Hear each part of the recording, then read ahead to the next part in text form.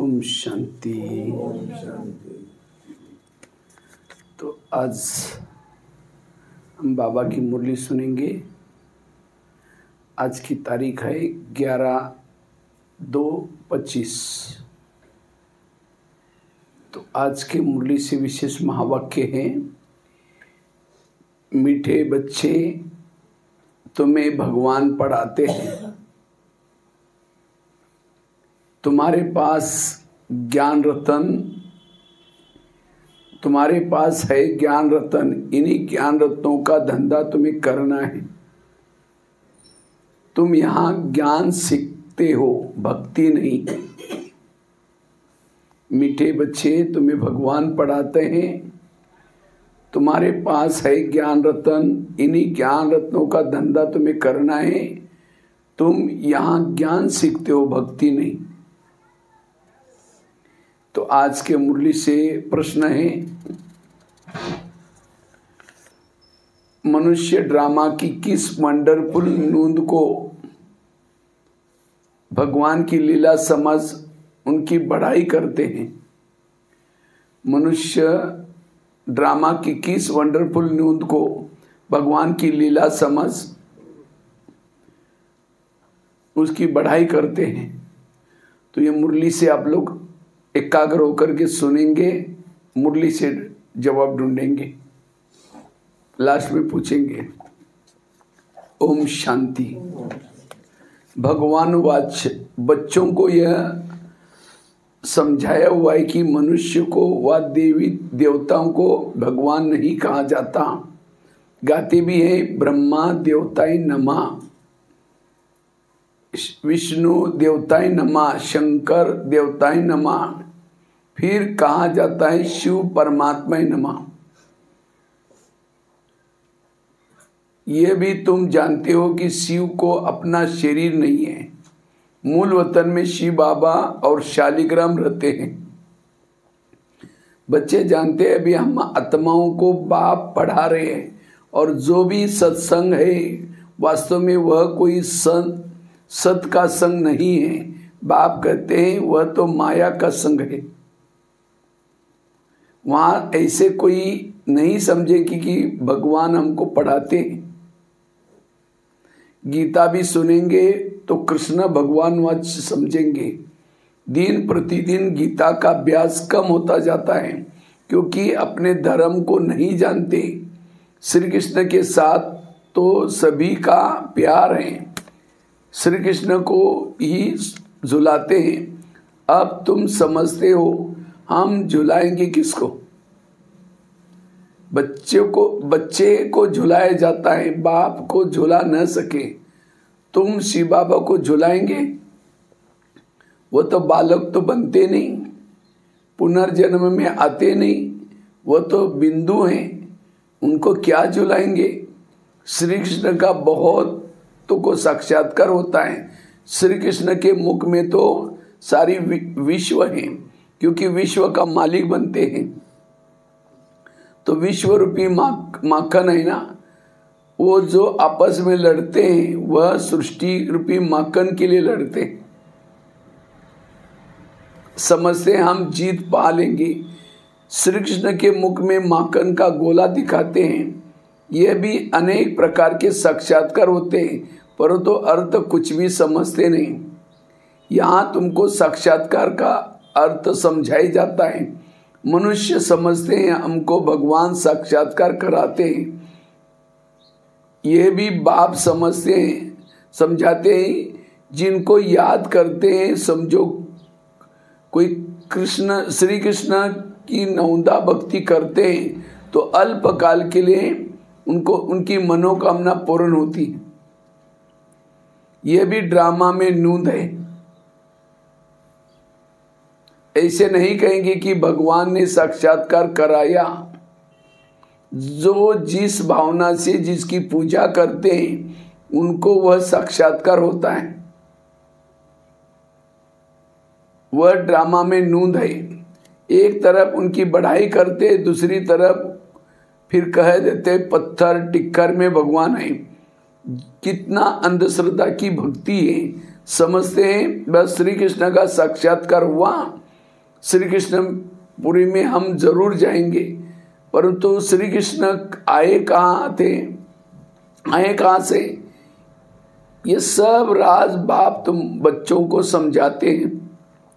श्री कृष्ण की श्री कृष्णपुरी की स्थापना हो रही है, ये है कंसपुरी। अभी कौन सी पुरी है? कंस, अकासुर, बकासुर, कुंभकर्ण, रावण, ये सब असुरों के नाम हैं। शास्त्रों में क्या क्या बैठ लिखा हुआ है, यह भी समझाया जाता है कि गुरु दो प्रकार के होते हैं। एक है भक्ति मार्ग के गुरु, वह भक्ति ही सिखलाते हैं। यह बाप तो है ज्ञान का सागर, इनको सद्गुरु कहा जाता है। यह कभी भक्ति नहीं सिखलाते, शिव बाबा भक्ति नहीं सिखाते, ज्ञान है, ज्ञान ही सिखलाते। मनुष्य तो भक्ति में कितना खुश होते हैं, झांझ बजाते हैं। बनारस में तुम देखेंगे सब देवी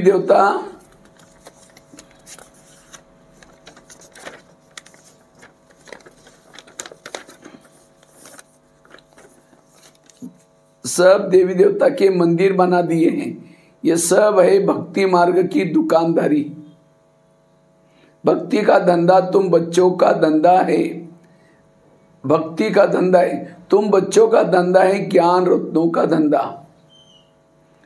इनको भी व्यापार कहा जाता है। ज्ञान भी रत्नों का व्यापारी है, बाप भी रत्नों का व्यापारी है। तुम समझते हो ये रत्न कौन से हैं? इन बातों को समझेंगे वही जिन्होंने कल्प पहले समझा है, दूसरे समझेंगे नहीं। जो भी बड़े बड़े हैं वो पिछाड़ी में आकर के समझेंगे, कन्वर्ट भी हुए हैं ना। एक राजा जनक की कथा सुनाते हैं, जनक फिर अनुजनक बना। जैसे कोई का नाम श्री कृष्ण है तो कहेंगे तुम अनुदैवी श्री कृष्ण बनेंगे। कहाँ वो सर्वगुण संपन्न श्री कृष्ण, कहाँ ये कोई का नाम लक्ष्मी है, और इन लक्ष्मी नारायण के आगे आकर के महिमा गाते हैं। नाम से लक्ष्मी है लेकिन उनके आगे जाकर के महिमा गाते हैं। ये थोड़ी समझते कि इनमें और हमारे में क्यों फर्क है। अभी तुम बच्चों को नॉलेज मिली है, यह सृष्टि यह सृष्टि चक्र कैसे फिरता है। तुम ही 84 जन्म लेंगे। यह चक्र अनेक बार फिरता आया है, कभी बंद नहीं हो सकता। तुम इस नाटक के अंदर एक्टर हो। मनुष्य इतना जरूर समझते हैं कि हम इस नाटक में पार्ट बजाने आए हैं, बाकी ड्रामा के आदि मध्य अंत को नहीं जानते। तुम बच्चे जानते हो हम आत्माएं रहने का स्थान परे से परे का परम धाम, वहां सूर्य चांद की रोशनी भी नहीं है। ये सब समझने वाले बच्चे भी अक्सर करके साधारण गरीब ही बनते हैं, क्योंकि भारत ही सबसे साहूकार था, अब भारत ही सबसे गरीब बना हुआ है। सारा खेल भारत पर है। भारत जैसा पावन खंड और कोई होता ही नहीं। पावन दुनिया में पावन खंड होता है और कोई खंड वहाँ होता ही नहीं। बाबा ने समझाया है कि सारी दुनिया एक बेहद का आइलैंड है। जैसे लंका टापू है, दिखाते हैं रावण लंका में रहता था। अभी तुम समझते हो रावण का राज्य तो सारी बेहद की लंका पर है। ये सृष्टि क्या है? लंका है। ये सारी सृष्टि समुद्र पर खड़ी है। ये टापू है, इस पर रावण का राज्य है। ये सब सिताए रावण की जेल में, उन्होंने तो हद की कथाएं बना दी है। ये है सारी बेहद की बात। बेहद का नाटक है, उसमें ही फिर छोटे छोटे नाटक बैठ बनाए हैं। ये बाइस्कोप आदि भी अभी बने हैं। तो बाप को भी समझाने में सहज हो जाता है। एग्जाम्पल, उदाहरण देने के लिए, बेहद का सारा ड्रामा तुम बच्चों की बुद्धि में मूल वतन, सूक्ष्म वतन और किसके बुद्धि में हो ना सके।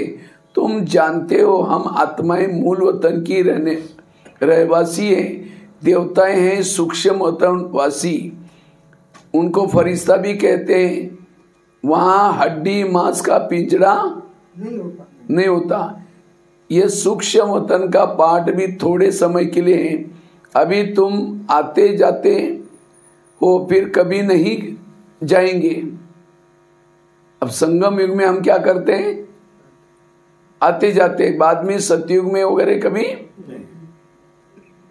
तुम आत्माएं जब मूल वतन से आती हो तो वाया सूक्ष्म वतन में नहीं आते हो, सीधी आते हो।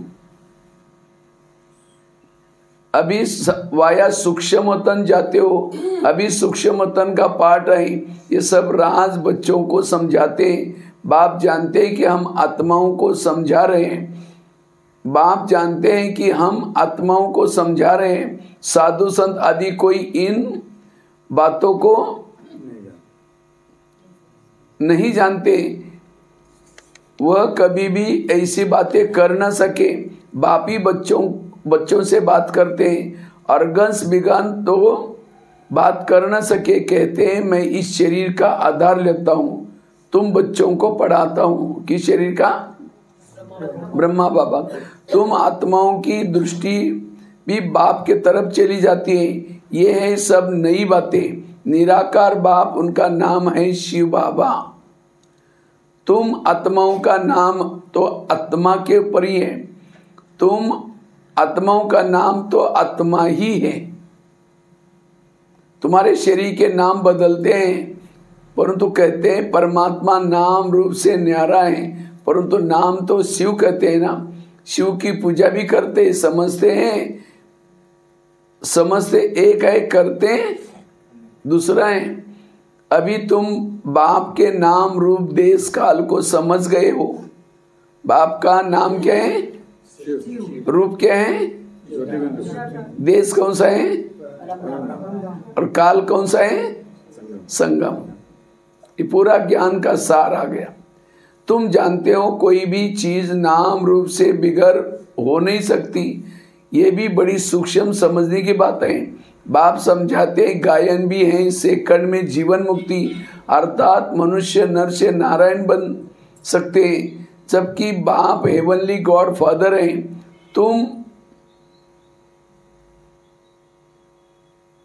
हम ही जीवन मुक्ति अर्थात मनुष्य नर से नारायण बन सकते हैं, जबकि बाप हेवनली गॉड फादर है। हम उनके बच्चे बने हैं तो भी स्वर्ग के मालिक ठहरे, परंतु यह भी समझते नहीं। बाप कहते बच्चे तुम्हारे एम ऑब्जेक्ट तो ये है, कौन सी? नर से नारायण बनना। राजयोग है ना। बहुतों को चतुर्भुज का साक्षात्कार भी होता है। इसमें सिद्ध है विष्णुपुरी के हम मालिक बनते हैं। तुमको मालूम है स्वर्ग से भी लक्ष्मी नारायण के तख्त के पिछाड़ी विष्णु का चित्र रखते हैं। स्वर्ग में भी क्या करते हैं? विष्णु को चित्र रखते हैं। अर्थात विष्णुपुरी में इन्हों का राज्य है। ये है लक्ष्मी नारायण विष्णुपुरी के मालिक। वह है श्री कृष्णपुरी, ये है कंसपुरी। ड्रामानुसार ये भी नाम रखे हुए हैं। बाप समझते मेरा रूप बहुत सूक्ष्म है, कोई भी जान नहीं सकते। कहते कि आत्मा एक स्टार है, परंतु लिंग बना देते हैं, नहीं तो पूजा कैसे करें। रुद्र यज्ञ रचते हैं तो अंगूठे मिसल शालिग्राम बनाते हैं। दूसरी तरफ उनको अजब सितारा कहते हैं। आत्मा को देखने की बहुत कोशिश करते हैं, परंतु कोई भी देख नहीं सकते। रामकृष्ण विवेकानंद का भी दिखाते हैं ना। उसने देखा आत्मा उनसे निकल मेरे में समा गई। अब उनको किसका साक्षात्कार हुआ होगा? आत्मा और परमात्मा का रूप तो एक ही है। बिंदी देखा समझते कुछ नहीं। आत्मा का साक्षात्कार कोई चाहते नहीं, चाहना रखते हैं परमात्मा का साक्षात्कार करें। वह बैठा था कि गुरु से परमात्मा का साक्षात्कार करे। बस कह दिया, ज्योति भी ज्योति थी वह मेरे में समा गई। इसमें ही वो खुश हो गया। समझाए यही परमात्मा का रूप है। गुरु में भावना रहती है ना, भगवान के साक्षात्कार की। समझते कुछ नहीं, भला भक्ति मार्ग में समझाए कौन। अब आप बैठ समझाते हैं। जिस रूप में तुम भावना रखते हो, जो शक्ल देखते हो वह साक्षात्कार हो जाता है। जैसे गणेश की बहुत पूजा करते हैं तो उनका चैतन्य रूप में साक्षात्कार हो जाता है। नहीं तो उनको नीचे कैसे बैठे। जैसी भावना वैसा साक्षात्कार हो जाता है। तेजोमय रूप तो देख समझ सकते हैं कि हमने भगवान का साक्षात्कार किया, इसमें ही खुश हो जाते हैं। यह सब है भक्ति मार्ग उतरती कला। पहला जन्म अच्छा होता है, फिर कमती होते होते अंत आ जाता है। बच्चे ही इन बातों को समझते हैं। जिनको कल पहले ज्ञान समझाया उनको ही अब समझा रहे हैं। कल पहले वाले ही आएंगे। बाकी औरों के धर्म तो अलग अलग है। बाप समझाते एक एक चित्र में भगवान वहां से लिख दो। बड़ा युक्ति से समझाना होता है। भगवान वाच है ना, यादव कौरव पांडव क्या करत भाई, उसका ये चित्र है। पूछो तुम बताओ, अपने बाप को जानते हो? नहीं जानते हो वो तो गोया।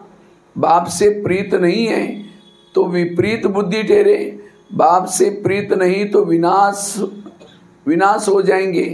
प्रीत बुद्धि विजयंती सत्य में उचेते। इसका अर्थ भी ठीक है। बाप की याद ही नहीं तो विजय पा नहीं सकते।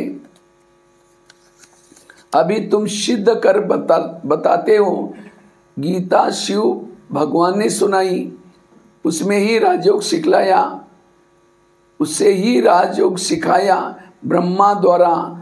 तो यह तो श्री कृष्ण भगवान की गीता समझ करके कसम उठाते। उनसे पूछना चाहिए, श्री कृष्ण को हाजिर नाजिर जानना चाहिए वह भगवान को।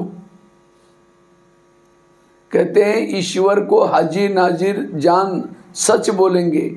रोला हो गया ना तो कसम भी झूठा हो जाता है। सर्विस करने वाले बच्चों को गुप्त नशा रहना चाहिए। नशे से समझाएंगे तो सफलता होगी। तुम्हारी ये पढ़ाई भी गुप्त है, पढ़ाने वाला भी गुप्त है। तुम जानते हो हम नई दुनिया में जाकर के ये बनेंगे। क्या बनेंगे? लक्ष्मी नारायण। नई दुनिया स्थापना होती है। महाभारत की लड़ाई के बाद बच्चों को अब नॉलेज मिली है, वह भी नंबरवार धारण करते हैं। योग में भी नंबरवार रहते हैं। ये भी जांच रखनी चाहिए हम कितना याद करते रहते हैं। बाप कहते हैं ये अभी तुम्हारा पुरुषार्थ भविष्य 21 जन्म के लिए हो जाएगा। जो अभी कर रहे हैं कितना जन्म के लिए? अभी फेल हुए तो कल्पांतर भी फेल होते रहेंगे। ऊंच पद नहीं पा सकेंगे। पुरुषार्थ करना चाहिए ऊंच पद प्राप्त करने का। ऐसे भी कई सेंटर पर आते हैं जो विकार में जाते रहते हैं और फिर सेंटर पर भी आते जाते हैं।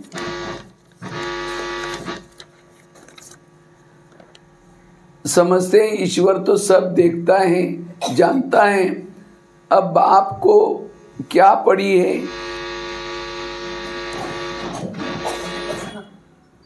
बाप को क्या पड़ी है जो ये बैठ देखेगा? तुम झूठ बोलेंगे, विकर्म करेंगे तो अपना ही नुकसान करेंगे।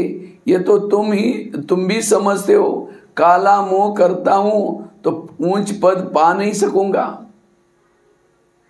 कहीं को लगता है ना बाबा देखता है, कोई बात नहीं करके बाबा कहते हैं घाटा आपका ही होगा।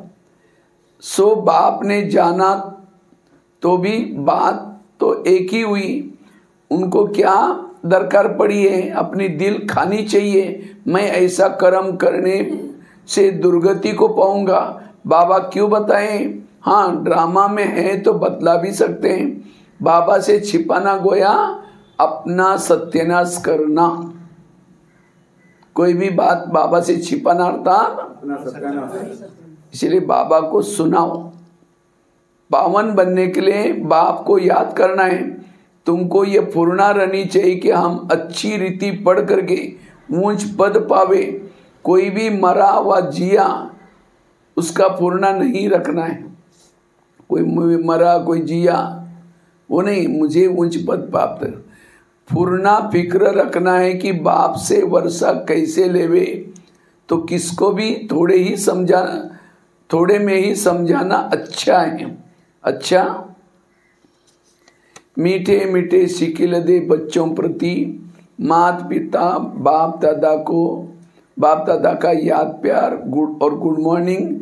रूहानी बाप की रूहानी बच्चों को नमस्ते। हम रूहानी बच्चों की रूहानी बाप को याद प्यार गुड मॉर्निंग और नमस्ते नमस्ते नमस्ते। तो आज के मूल्य से प्रश्न था, मनुष्य ड्रामा की किस वंडरफुल नूंद को भगवान की लीला समझकर उसकी बढ़ाई करते हैं। मनुष्य ड्रामा की किस वंडरफुल नूंद को भगवान की लीला समझ उसकी बढ़ाई करते हैं। क्या उत्तर मुरली से मिला?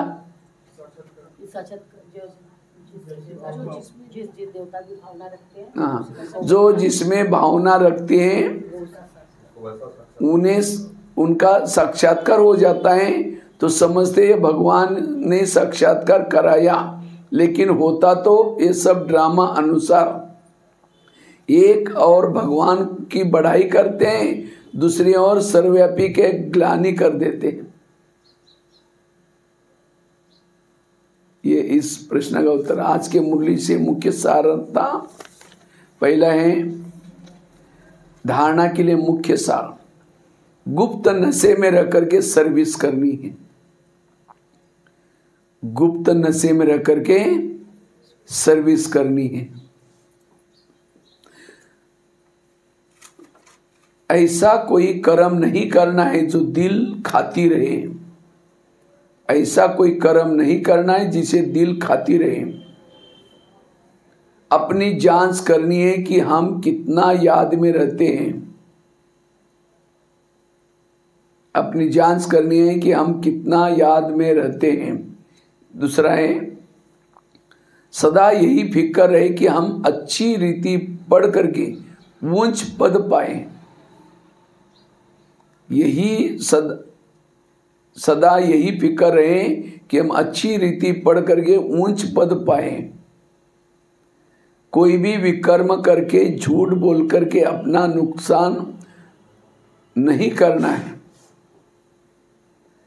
सदा यही फिक्र है कि हम अच्छी रीति पढ़ करके ऊंच पद पाए। कोई भी विकर्म करके झूठ बोल करके अपना नुकसान नहीं करना है। तो आज के मुरली से वरदान है, मनमनाभव के महामंत्र द्वारा, मनमनाभव के महामंत्र द्वारा सर्व दुखों से पार रहने वाले सदा सुख स्वरूप भव।